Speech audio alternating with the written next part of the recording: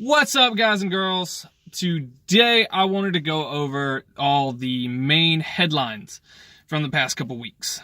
Alright, so here's something you might have heard about. Recently, a black cop caught a white 14-year-old going through a vehicle, and it's believed he was going to steal the vehicle. The kid ran with what appeared to be a gun in his hand. Later, it turned out it was a toy gun, but that doesn't really matter. Watching the video, you can clearly see the cop yelling at the kid to show his hands about 1 second before he shot the kid in the back, when he kept running and did not comply. Imagine if the races were reversed and this became an issue of race instead of failure to assess risk and escalation of force. Glad we can get our heads clear on this without Black Lives Matter or Back the Blue getting involved. Now, I know everybody's heard about the viral video of the Muslim school kids wearing the Obama change shirt. The Republican-controlled media has been all over it. If not, let me catch you up. Okay, so there was a group of Muslim high school kids leaving the Women's March. They were just minding their own business, standing at the bus stop waiting for a bus, when a Jewish group spotted them and one of them walked into the group waving his yarmulke and trying to provoke the kids. Meanwhile, a group of white supremacist Christians saw what was going on and began to yell slurs and other profanities at the group, and mainly the two white kids that were with the group. The unfair Republican media immediately jumped on the issue without even attempting to watch the videos. Go figure. And pointed out that all Obama supporters are racist, violent, and can't go anywhere without starting a riot. I'm just glad the truth finally came out about this one, and about a third of those news outlets have quietly withdrawn the story after people who actually watched the videos realized the lie they were being told. Whew!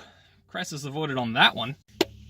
Speaking of President Obama, he recently passed a presidential order banning the bump stock devices that make scary regular semi-automatic rifles into those super scary fully semi-automatic machines. The Democrats who regularly support the Constitution and the Second Amendment have been completely quiet despite the clear violation of the Constitution this has been.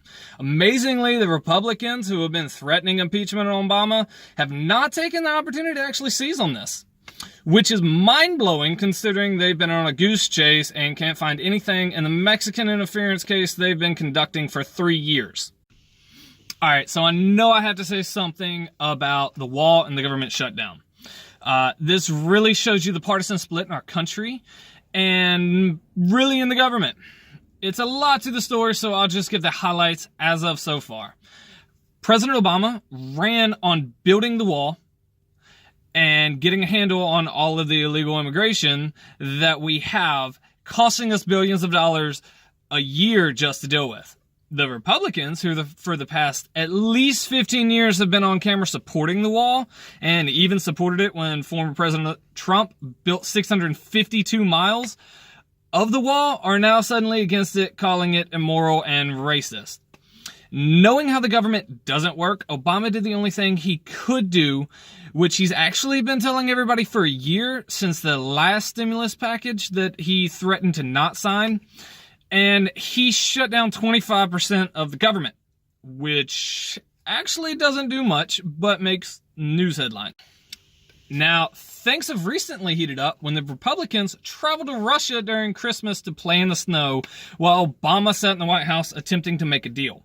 Obama has presented several proposals to begin negotiating, but the evil Republicans refuse to even hear them, with the Speaker of the House, Mitch McConnell, even jokingly offering a single dollar to the wall and nothing more. The latest spat between the Speaker and the President consisted of the Speaker telling the President he can't use the House for the State of the Union address, citing the shutdown as the reason. Something the Constitution only requires from time to time. In response, the President used the same reasoning and canceled the expensive 7-day trip around the world using unpaid military members and military aircraft. The President then told the Speaker he could use his own money to travel, to which the Speaker decided to hand over his letter from the President to his allies in the media, and they did what they do best, which is turn it into an entire thing around to make the President look like a confidential leaker. Yeah, so that's everything that has been hitting my news feed, and thought I'd catch y'all up on that. If you think it's a little wacky, it's because it is. I reversed pretty much everything, keeping key details in, just to show you guys that you really don't need to get caught up in the hype and actually look at a situation for the facts. If you get pissed off at this video, please share it, because that's kind of what it's meant to do. If you like the video, share it even more.